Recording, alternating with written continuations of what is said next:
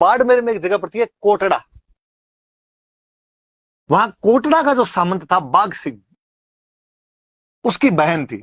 बाघ सिंह को कह दिया बागा, और कोटड़ा का था इसलिए हो गया कोटड़िया। उस बाघे कोटड़िए की बहन थी। बागा कोटड़िया धड़ाईती आदमी था। धड़ाईती मतलब जो दिन दहाड़े धाड़े मार ले, डाकू टाइप का आदमी था, पर था रॉबिन हुड। अमीरों को लूटता, गरीबों में धन बांटा करता था, अमीरों को गरीबों को नहीं सताता, और जो लूंठे लोग होते हैं, शक्तिशाली लोग होते हैं, उनसे टकरे लिया करता था।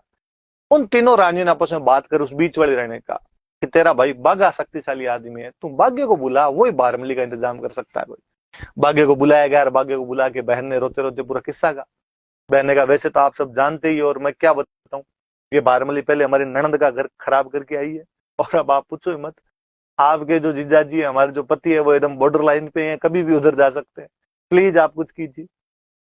भाग्य ने कहा ठीक है, ये छोटी सी बात है, कल एक काम करना, कल जब मैं वापस जाऊं तो सीख देने के लिए तू मत आना, भारमली को भेज देना। सीख देना समझते हो? अभी भी घरों में अपने रिवाज होता है कि कोई मेहमान आया हुआ होता है तो जब दूसरे दिन जाता है तो तिलक विलक निकाल के उसको सीख देते हैं। विशेषकर जब भाई बहन के घर गया होता है तो बहन तिलक वगैरह निकाल के उसको वापस जो भेजती है उसको सीख देना कहते हैं। उसने कहा ठीक।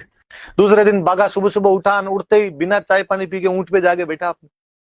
जैसलमेर वाले उन्होंने कहा बाग जी क्या हुआ, चाय पानी तो पी के जाओ, सीख तो ले जाओ। उनका नहीं यार लेट हो रही है, मेरे को कोटड़ा जल्दी जाना है।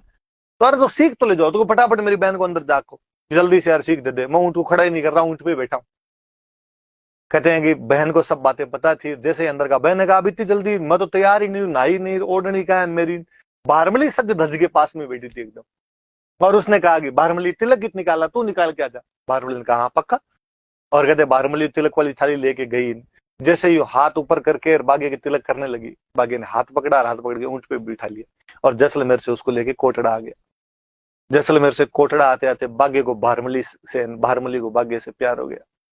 मतलब राजस्थान की बेहतरीन लव स्टोरी है। इतनी अच्छी लव स्टोरी नहीं मिलेगी कहीं पे कि बागा भारमली एक दूसरे के लिए जीते और एक दूसरे के लिए मरा करते थे। जहाँ एक दो है अच्छा सा, जहां तरवरता है मोरी और जहां सरवरता है हंस, जहां बाग होता है बहरमल, जहां दारूता है मंस। कि जहां जहां तरवर मतलब पेड़ है वहां वहां मोर मिलेंगे, जहां जहां सरोवर तालाब है वहां वहां हंस मिलेंगे, जहां शराब होगी वहां मांस आएगा, जहां बागा है वहां पे बहरमली रहेगी। मालदेव के पास समाचार पहुंचे कि साहब बागा कोटड़िया बारमली को लेके भागा, और मालदेव में कटकटाए दांत। तो उसने कहा रोमा दे गई वो गई, बारमली को और ले गए। और उसने अटैक करो, भाग्य की इतनी क्या औकात कि ऐसे मेरी दासी को उठा के ले जाए। लोगों ने समझा कि साहब अटैक मत करना, बागा डाकू आदमी है, दढ़ाईती है, इधर उधर भाग गया, हाथ नहीं आया तो अपनी बेइज्जती कि 9 कुंटी मारवाड़ के राजा की सेना गई और पकड़ी नहीं पाई। दूसरी बेइज्जती ये कि साहब दासी के लिए हमला कर दिया। तो उसने कहा तो और कोई तरीका देखा जाए।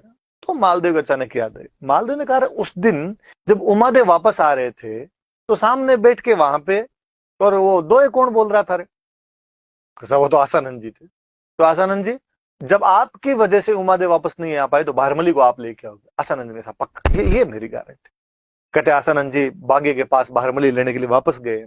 बागे ने जैसे ही सुना कि साहब आसानंद जी जैसा महान विद्वान मेरे पास मिलने के लिए आ रहा है, वो गुण ग्राहक आदमी था। 3 कोस सामने 9 किलोमीटर सामने गया आसानंद जी के, दंडवत साष्टांग प्रणाम किया उसने जाके। तो धन घड़ी धन भाग कोटड़े की धरती के, जो आप जैसा महान विद्वान हमारे पास आए और लेके आया उनको, बहुत सेवा करे उनकी, अच्छे अच्छे शिकार करके लाए उनके, अच्छा खाना पीना खिलाए, भारमली भी अच्छे अच्छे पकवान बनाए, आसानंद जी को खिलाए। आसानंद जी ने जब देखा कि बाघा मेरा इतना ध्यान रखता है, उन्होंने जब देखा कि भारमली बाघा से इतनी बेहनतया मोहब्बत करती है, आसानंद जी वापस गए नहीं। आसानंद जी कहते वहीं रहने लगे थे, बाघा भारमली के पास ही रहे थे। कालांतर में जब बाघा मरा था तो भारमली उसके साथ में सती हो गई थी, और आसानंद जी जो थे वो पागल हो गए थे, और इधर उधर यूं दीवारों के सिर मारते मारते घुमा करते थे। बाघा आओ बड़े घर कोटड़ा रातू धनी, जासी फूल झड़े पर बास न जासी बाघ जी। कि बाघा जिस प्रकार फूल झड़ जाता है पर उसकी सुगंध नहीं जाती, वैसे हे कोटड़े के धनी बाघा तू चला गया पर तेरी याद मेरे मन से अभी तक नहीं जाती। कहते हैं उधर पास में पाकिस्तान में अमरकोट रियासत पड़ती थी, वहां के कोई राणा जी थे, और किसी ने जाकर राणा जी का आसानंद जी जैसा महान आदमी घूम रहा है, आपको कुछ ना कुछ करना चाहिए। कहते वो आसानंद जी को अपने पास लेके चले गए और अपने पास में रखते, खूब ध्यान रखते, जीव रखते पूरा। पर आसानंद जी बात बात में बातें वैसी करते सारी की सारी कि बाघा ऐसे था, बाघा ऐसे था। उसको बेचारे को ये सहन है, तो लग रहा है मर रहा ना, और मेरे मुंह के सामने की जो छोटे मोटे सामंत की क्या बात हो। उसने कहा था साहब इतना क्या बागा बागा लगा रखा है, उसका नाम लेना बंद ही नहीं करते, ऐसे कि आप आजीवन बागी का नाम लेते ही रहोगे।